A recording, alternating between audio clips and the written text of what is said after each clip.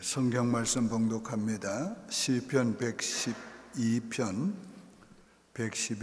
1절부터 10절까지 봉독하겠습니다.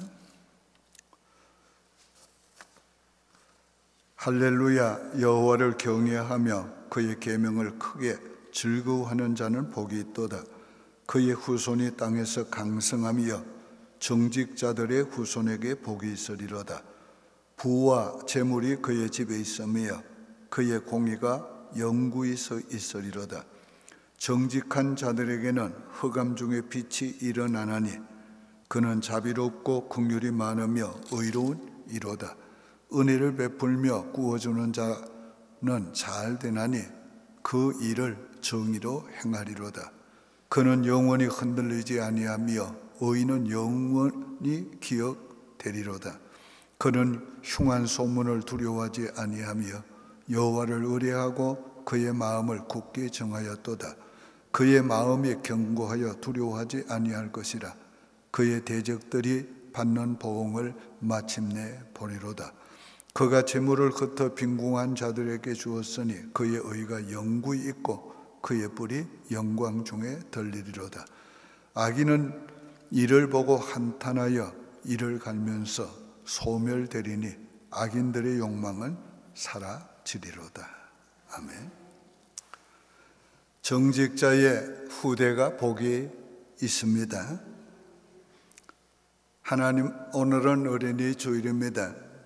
우리 어린이들과 우리 후손들에게 하나님이 복 주시기를 원합니다. 우리는 오늘보다 내일, 그리고 우리 세대보다 다음 세대가 더 복받기를 원합니다. 교회적으로도 우리 세대보다가 다음 세대에 더 복을 받고 잘 되기를 바라는 것입니다. 아멘입니까?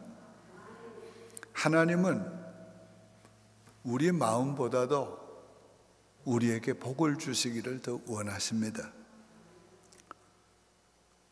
출애굽기 20장 6절에 나를 사랑하고 내 계명을 지키는 자에게는 천대까지 은혜를 베푸시느니라. 몇 대까지요? 천대까지. 이 말씀은 하나님이 얼마나 우리의 후손들에게 복을 주시길 원하는가를 우리에게 알게 해주시는 말씀이에요. 어떤 자에게 천대까지 복을 주신다고 하셨어요? 정직자의 후손에게 복을 주시는데 나를 사랑하고 내 계명을 지키는 자에게. 주님 사랑하고 계명 지키는 거 다 정직한 자입니다. 하나님은 신실하시지요. 하나님의 약속도 신실하십니다. 우리가 이 약속을 믿어야 합니다. 오늘 이 본문은 시편 112편은 하나님을 경외하고 그의 계명을 지키는 자를 정직한 자라고 말했는데 이 정직자의 후손에게 복을 주신다고 말씀하고 있습니다. 시편 111편부터 시편 120편은 다 같이 원문은 20절로 되어 있어요. 그런데 그게 알파벳 순서로 되어 있습니다. 예를 들면 영어로 말하면 A로부터 시작해서 B, C 이렇게 순서적으로 말하고 있어요. 그런데 시편 111편은 할렐루야로 시작해서 마지막은 여호와를 경외하는 것이 지식의 근본이다. 이렇게 끝이 나요. 그런데 시편 112편은 이어서 여호와를 경외하라고 말씀하고 있는 거예요. 여호와를 경외하고 그 계명을 지키는 자에게 복이 있다. 그렇게 말해요. 오늘 우리가 여호와를 경외하는 것, 여호와의 법을 지키는 것, 그게 성경은 정직한 자라 이렇게 말하고 있습니다. 오늘 어린이 주일에 무슨 말씀을 전할까 생각하다가 이 말씀을 하나님이 떠오르게 해주셨어요. 너무 이 말씀을 생각하니까 흥분되는 거예요.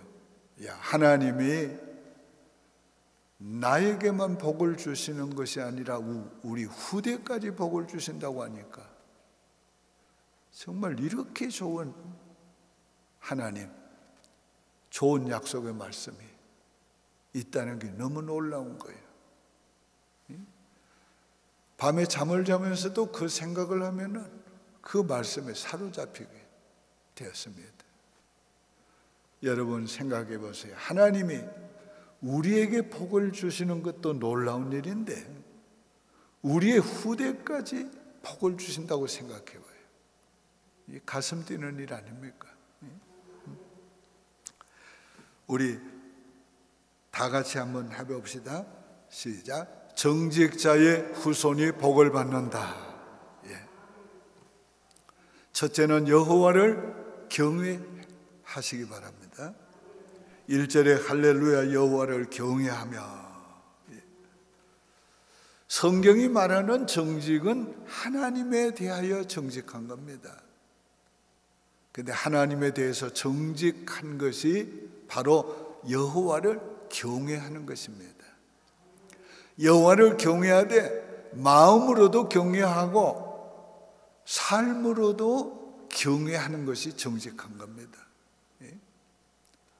우리가 하나님 앞에 그렇게 정직해야 합니다. 오늘 우리가 우리 자신부터가 하나님에 대한 경외심이 약해지는 것을 늘 걱정해야 합니다. 우리가 하나님을 존경하고 높이고 존경하고 높이는 것을 우리가 삶으로도 나타내야 합니다. 그런데 이런 하나님에 대한 경외심이 약해지는 걸 우리가 늘 걱정하고 기도해야 합니다. 그런데 우리 다음 세대들, 후대들은 이 경외심이 점점 약해지고 있습니다. 부모에 대한 존경심도 선생에 대한 존경심도 약해지고 하나님에 대한 경외심도 약해지고 있어요. 우리와 우리의 후손들이 하나님에 대한 경외심을 갖도록 기도해야 합니다. 이 경외심을 버리지 않도록 기도해야 돼요. 하나님은 자기를 존중히 여기는 자를 존중히 여기고 멸시하는 자를 경멸하겠다고 그러죠. 너무 무슨 말이에요. 사무엘상 2장 30절 보면 나를 존중히 여기는 자를 내가 존중히 여기고 나를 멸시하는 자를 내가 경멸하리라.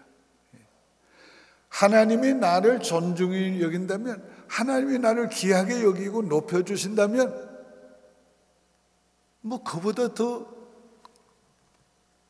바랄 게 뭐가 있겠어요? 그런데 하나님이 나를 멸시하고 경멸한다면 이건 끝장난 거예요. 이건 참 무서운 거예요.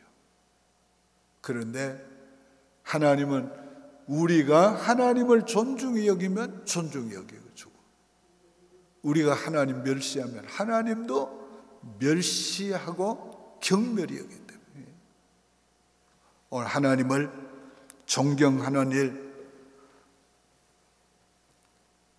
어떻게 측정할 수 있습니까? 우리가 하나님을 존경하고 경외하는 것, 오늘 우리가 여러 면에서 우리가 측정할 수가 있습니다. 하나님의 이름과 관계된 것에 대한 우리의 마음과 태도가 어떠한가? 우리가 그걸 보면 하나님을 경외하는가 않는가를 알 수가 있습니다. 예배에 대한 우리의 마음과 태도가 어떤가? 하나님의 성전에 대한 우리 마음과 태도가 어떤가? 하나님의 일을 하는 마음과 태도가 어떤가? 오늘 우리가 이걸 보면 내가 지금 하나님을 경외하고 있는가, 그렇지 않은가를 우리가 알 수가 있어요. 정말 성경에 다윗을 중심으로 하나님을 경외하는 사람이었어요. 그래서 하나님은 다윗을 정직한 자의 한 모델로 말씀하셨어요. 그 후손들에게 하나님이 책망할 때는 너희는 내 종 다윗과 같이 정직하지 아니했다, 그렇게 책망을 했어요. 다윗이 하나님 앞에 정직한 것은 하나님을 경외하는 데서 먼저 나타난 것입니다. 시편 145편 1절에 왕이신 나의 하나님이여 내가 주를 높이고 영원히 주의 이름을 송축하리이다. 왕이신 나의 하나님이여, 왕이신 나의 하나님, 내가 주를 높이고 영원히 주의 이름을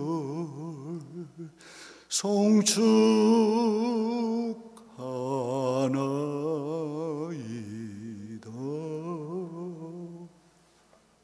왕이신 나의 하나님이여 내가 주의 이름을 높이고 영원히 주의 이름을 송축하나이다.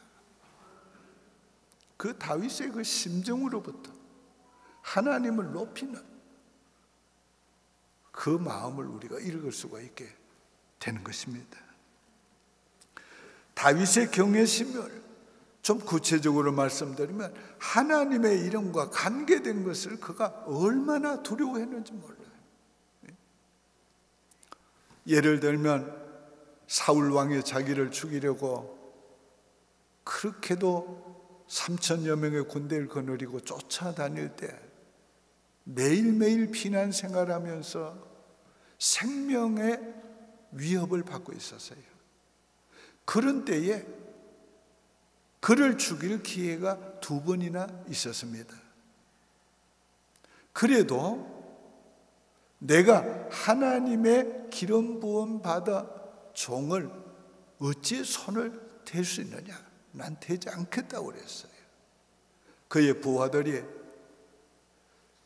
하나님이 저 악한 자를 당신의 손에 붙였나이다. 그래도 그 말을 듣지 않고 그에게 손대지 말라고 그랬습니다. 그는 하나님이 처리하시리라 그랬어요. 이 하나님의 이름을 얼마나 그가 경외했는가를 알 수 있게 되는 것입니다. 다윗이 또 하나님을 경외하는 것, 하나님의 성전을 짓는 것으로도 오늘 나타내고 있습니다. 하나님의 성전을 짓고 싶으나 허락지 않았어요. 하나님이 허락지도 않는 성전을 짓기 위해서 그가 범국가적으로 준비를 했어요. 그럴 뿐만 아니라 자기가 가지고 있는 사유재산을 다 바쳤어요. 역대상 29장 3절 4절에 보면 성전을 위하여 준비한 이 모든 것 외에도 내 마음이 내 하나님의 성전을 사모함으로 내가 사유한 금 은으로 내 하나님의 성전을 위하여 드렸으니 곧 오빌의 금 3,000달란트와 순은 7,000달란트라. 이게 현대 돈으로 따지면 몇 억 불이 된다고 그럽니다. 오늘 그가 하나님께 바치는 것도 하나님을 얼마나 높였는가를 보여주고 있습니다. 그뿐만 아니라 그가 모든 백성에게 하나님의 성전을 위해서 바치라고 해서 모든 성도들이 열심히 바쳤어요. 그런 후에 다윗이 고백하는 고백을 들어보세요. 29장 14절에 나와 내 백성이 무엇이기에 이처럼 즐거운 마음으로 드릴 힘이 있었나이까? 모든 것이 주께로 말미암아 싸우니 우리가 주의 손에서 받은 것으로 주께 드렸을 뿐이니이다. 하나님께 그렇게 바치고도 내가 바쳤다, 우리가 바쳤다 하지 않고 주님 걸 가지고 주께 드렸을 뿐이니라고. 오늘 이것은 정말 하나님을 경외하는 자의 태도입니다. 우리가 하나님을 정말 경외하면 우리가 주님을 위해서 하는 것이 너무도 하잘것없는 거예요. 동시에 주님을 위해서 뭘 할 수 있다는 것이 그게 은혜요, 그게 감격스러운 거예요. 오늘 주님을 높이는 다윗을 우리가 본받아야 하겠습니다. 다윗이 성전에 대해서 어떤 생각을 했기 때문에 이렇게 했는가? 역대상 22장 5절에 여호와를 위하여 건축할 성전은 극히 웅장하여 만국의 명성과 영광이 있게 하여야 할지니라. 하나님의 전은 만국의 명성과 영광이 있게 지어야 한다. 이게 하나님을 높이는 그 다윗의 마음이에요. 그 마음 때문에 그렇게 한 것입니다. 하나님은 이 정직한 다윗을 얼마나 축복했습니까? 하나님은 다윗의 당대에 놀라운 복을 주었습니다. 그리고 다윗의 후손들에게 솔로몬을 세우실 뿐만 아니라 그 후손들에게 약속을 했습니다. 만약에 네 후손이 잘못하면 내가 사람 막대기로 때리려니와 그에게서 은총은 빼앗지 아니하리라. 하나님이 그에게 베푸실 은총은 빼앗지 아니하리라. 그 말을 또 다른 말로는 내가 등불을 끄지 아니하기를 실로가 오기까지 하리라. 하나님이 다윗의 후손이 잘못한 일이 있을 때 매를 때렸지만은 왕직은 계속 다윗의 후손으로 계속되게 하셨는데 메시아가 올 때까지. 그러나 거기서 끝난 것이 아니라 메시아 왕국을 통해서, 메시아의 통치하는 왕국을 통해서 다윗의 왕국은 영원히 이어지게 하나님이 하셨어요. 이게 너무 놀라운 일입니다. 다윗의 후손 중에 히스기야를 다 잘 아시죠? 병들어 죽게 되었을 때에 하나님께 그가 기도할 때에 하나님이여 다윗을 기억하사 이렇게 기도했어요. 하나님이 다윗이 죽은 후 300년이 지났는데도 그 후손이 자기의 선조 다윗을 기억해 달라고 기도하는 거예요. 그 자기를 고쳐달라고 기도, 살려달라고 기도.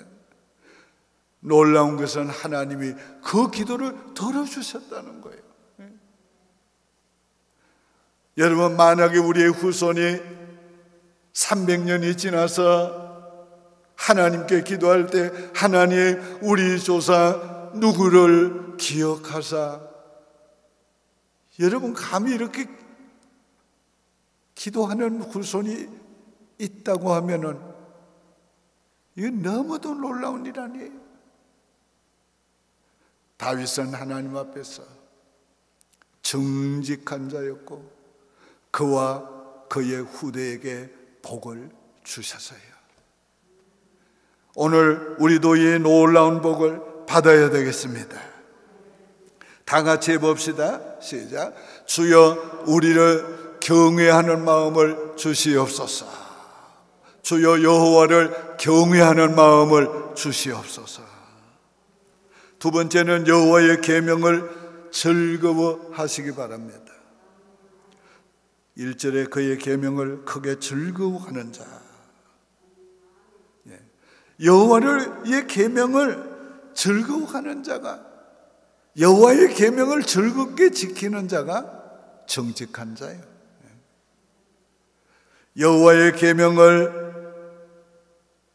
어떻게 즐거워합니까? 하나님을 경외하니까, 하나님을 사랑하니까, 하나님의 말씀도 사랑하는 거예요. 그게 즐겁게 지키는 거예요. 우리가 부모를 사랑하면 부모가 보낸 편지, 메시지를 우리가 즐겁게 읽습니다. 부모가 원하는 것을 즐겁게 순종하려고 합니다. 오늘 여호와를 경외하고 여호와를 진정으로 사랑하면 그렇게 되는 것이에요. 다윗이 하나님의 말씀을 얼마나 좋아했는지 시편 119편 72절을 봅니다. 주의 입의 법이 내게는 천천금원보다 좋으니이다. 여러분, 돈이 얼마나 좋아요. 근데 돈이 만큼보다 주의 말씀이 더 좋습니다. 돈 억만불보다가 주의 말씀이 더 좋사옵니다. 그런 고백이란 말이에요. 이렇게 다윗이 주의 말씀을 좋아했고 주의 말씀을 지키는 것을 즐거워했어요.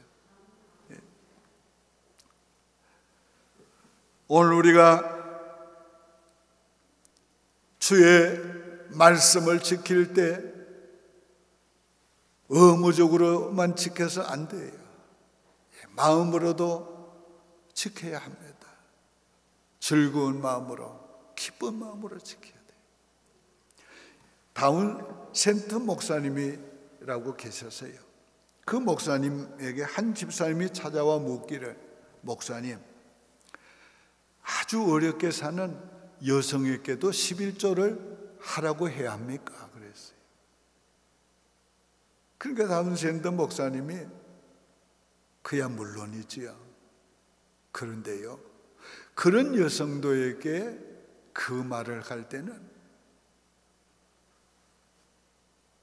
울먹이면서, 그를 사랑하는 마음으로 울먹이면서 해야 하고 동시에 밝은 빛으로 해야 합니다. 그에게 말할 때는, 자매여, 돈 많은 사람보다 자매야말로 하나님의 복을 받아야 될 분입니다. 그러므로 자매님, 기쁨으로 11조를 하시기 바랍니다. 그렇게 말해야 합니다. 믿습니까? 오늘 정말 하나님의 말씀을 지켜야 될 사람들은 복받아야 될 사람들이에요. 그러니까 그 하나님의 말씀을 지키면 복을 받는다는 것을 생각하며 지킬 때에 오늘 우리는 즐겁게 지킬 수가 있게 되는 것입니다. 저도 이 타운센트 목사님께 한 학기를 배웠습니다. 참 강의를 잘하실 뿐 아니라 믿음이 좋은 분이었어요. 그리고 또 경건한 분이었습니다. 지금은 다 세상을 떠나 하나님 나라에 가신 분입니다. 하나님의 말씀대로 살면 반드시 가난에서 일으켜 주십니다. 지난 주간에 한 성도가 아침 일찍 찾아왔습니다. 목사님, 사무실에 올라갈 필요는 없습니다. 성전에서 저하고 만납시다. 만났어요. 보따리를 풀더니만은 돈을 3봉지 가득히 4봉지를 내놓으면서, 목사님, 이거 만불인데 이거 제가 과거에 성전 건축을 할 때에 하나님께 약속한 헌금입니다. 이 약속을 해놓고 너무 삶이 가난하고 어려워서 이 말씀을 지키지 못해서 늘 마음에 부담이 있었습니다. 말씀을 들을 때도 성경을 읽을 때도 늘 마음에 부담이 있었는데 하나님이 이번에 이렇게 하게 해주셔서 이걸 바치게 해주셔서 마음이 이젠 너무 홀가분합니다. 그래서 사모는 홀가분한 것 정도가 아니라 하나님께 기뻐하십시오. 기뻐하십시오. 그래서 제가 그 말을 듣는 순간에 그래, 이게 정직이다. 하나님 앞에서 약속한 것을 지키려고 오랜 세월 동안 그렇게 고민하며 애쓰며 노력해서 결국 하나님께 바치는 이게 하나님 앞에 진실한 것이다, 정직한 것이다. 그래서 마음이 참 감동을 받았어요. 그래서 마음껏 그와 그 후손을 위해서 하나님께 축복을 해달라고 기도했습니다. 여러분, 정직해야 합니다. 우리가 계명을 지키는 것도 즐거이 지켜야 합니다. 하나님은 헌금을 해도 즐겨내는 것을 기쁘게 받으신다고 그랬어요. 우리가 봉사를 해도 즐겁게 해야 합니다. 우리가 주님을 섬기는 일도 즐겁게 해야 합니다. 회사에서 일을 해도 즐겁게 하는 사람을 점점 인정해주고 높여주고 크게 세웁니다. 하나님 마찬가지인 것이, 우리가 자녀를 키울 때도 즐겁게 키우는 것이 가장 중요합니다. 어떤 부모들은 내가 너희를 위해서 이런 고생을 했어, 이렇게 애를 썼어, 또 한국식으로 뼈 빠지게 내가 일을 했다고. 그러면 그 자녀가 그 마음에 부담이 되는 것입니다. 그런 부담을 아는 자녀들은요, 마음의 자유함이 없고 그저 반항하든지 아니면은 성공만 위해서 살려고 하는 인생이 되고 말아요. 그러니까 내가 너희를 위해서 한 삶이 너무도 행복했다, 너희를 위해서 내가 할 수 있다는 것이 기쁨이다, 네가 내 아들이라서 기뻐, 네가 내 딸이라서 기뻐.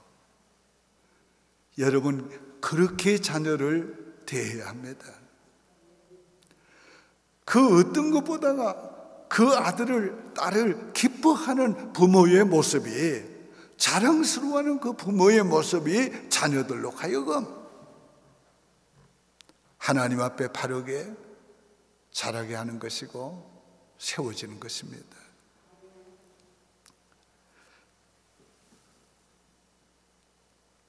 다 같이 우리 따라 하시기 바랍니다. 다 같이 해봅시다. 시작. 즐겁게 살겠습니다. 즐겁게 계명을 지키겠습니다.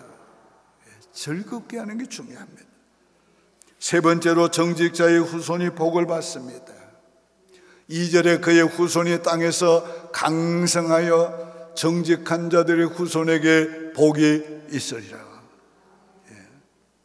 땅에서 강성한다는 말. 여러분, 우리 후손들이 땅에서 강성해지는 걸 생각해 봐요. 생각만 해도 가슴이 뛰지 않습니까? 강성하다는 말은 강하여질 뿐 아니라 번성해진다는 말이에요. 강해질 뿐 아니라 번성해진다는 말이에요. 그 다음엔 부와 재물이 그의 집에 있게 된다고 그랬어요. 3절에 부와 재물이 그의 집에 있으며 그의 공의가 영구히 서 있으리로다.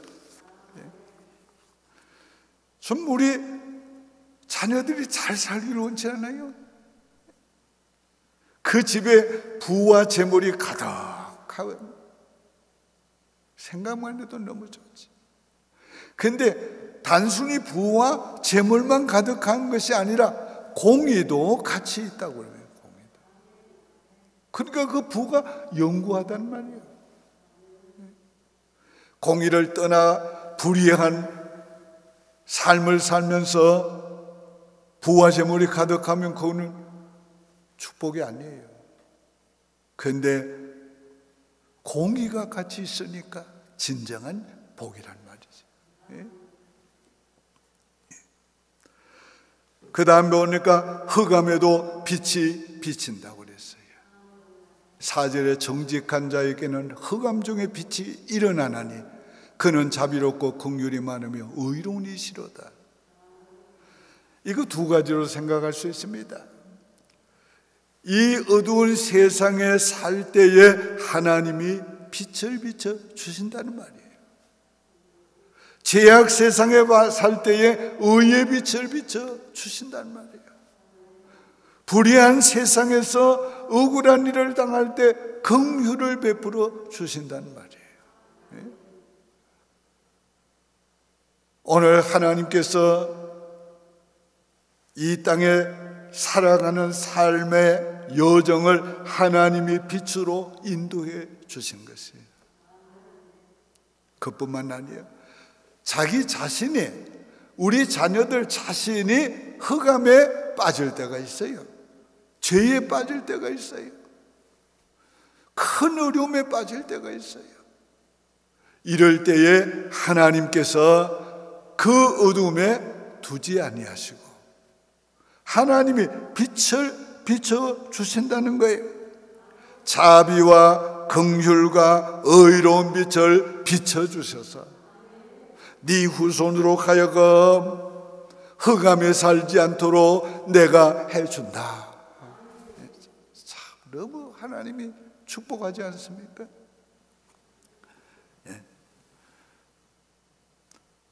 은혜를 베풀고 구워주는 자가 된다고 그랬어요. 5절에 은혜를 베풀며 구워주는 자가 잘 되나니 그 일을 정의로 행하리로다.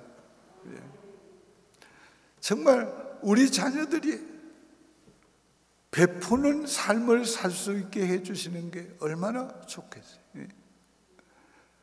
남에게 구우지 아니하고 구워주는 자가 되고 베풀며 사는 자가 되게 해주신다. 우리가 이런 복을 받아야 합니다. 얼마나 신나는 일.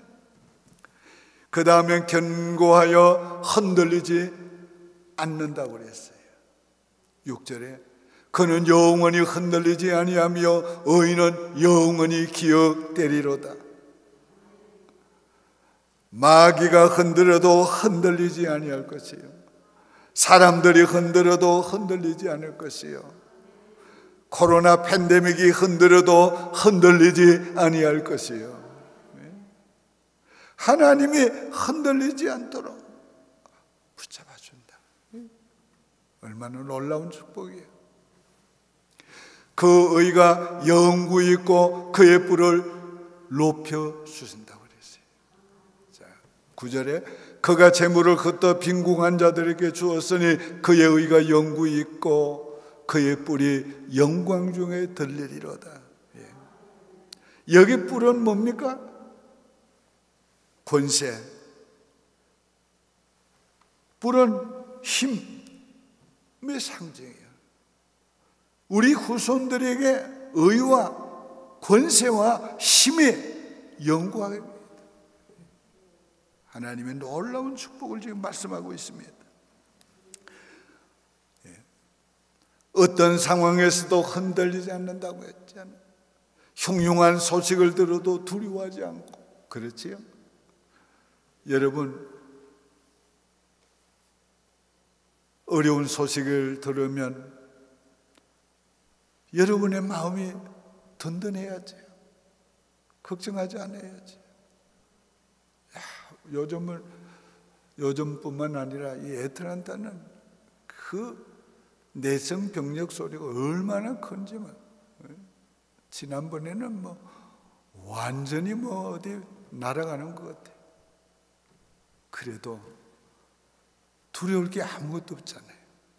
겁날 게 없잖아요. 왜? 주 안에 있으니까. 주 안에 있는 나에게 딴 근심이 있으랴. 오늘 하나님께서 이와 같이 우리의 후손들을 축복해 주시는 환상을 보시기 바라요.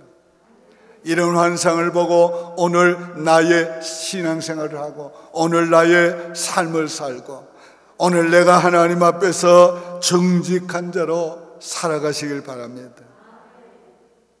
오늘 말씀을 여러분이 믿음으로 받으셨으면 다시 한번 오늘 말씀을 요약해서 선포할 때에 아멘으로 하답하시길 바랍니다. 정직자의 후손이 땅에서 강성하리라.